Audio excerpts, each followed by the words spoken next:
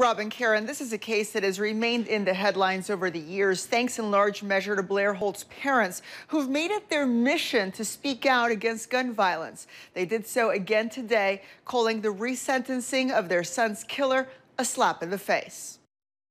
This resentencing does not work for us. It does not work for Blair Holt. Like pouring salt on a wound that never heals. That is how Blair Holt's father described the judge's decision today to reduce the sentence of the man who murdered his son from 100 years in prison to 75. Now 27, Michael Pace was resentenced, partially because of new guidelines, which allow those convicted as juveniles to have their sentences reconsidered. Just because it's a law, it doesn't mean that it is a good law. Just because it's a law, it doesn't mean that it is the right law.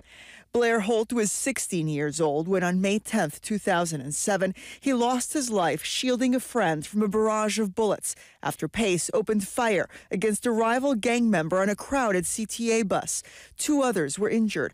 Pace pled guilty and was initially sentenced to 100 years in prison, but the new sentencing guidelines, along with what were deemed improper actions by the then judge, resulted in an appeal. The defendant's actions were evil, said Judge Matthew Coughlin as he issued the lower sentence today. They were cold, they were calculated, they were premeditated with specific intent to kill.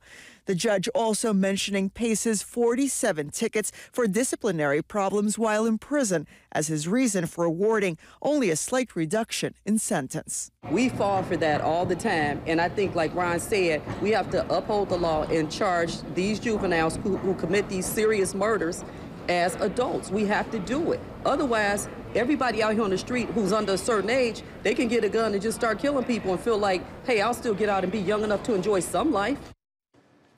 Taking into account time served, Michael Pace will be 85 years old before he is eligible for parole. Now, Pace himself did not react to the new sentence in court. His family left visibly upset, as you would imagine, but without any comment. Tough day for them.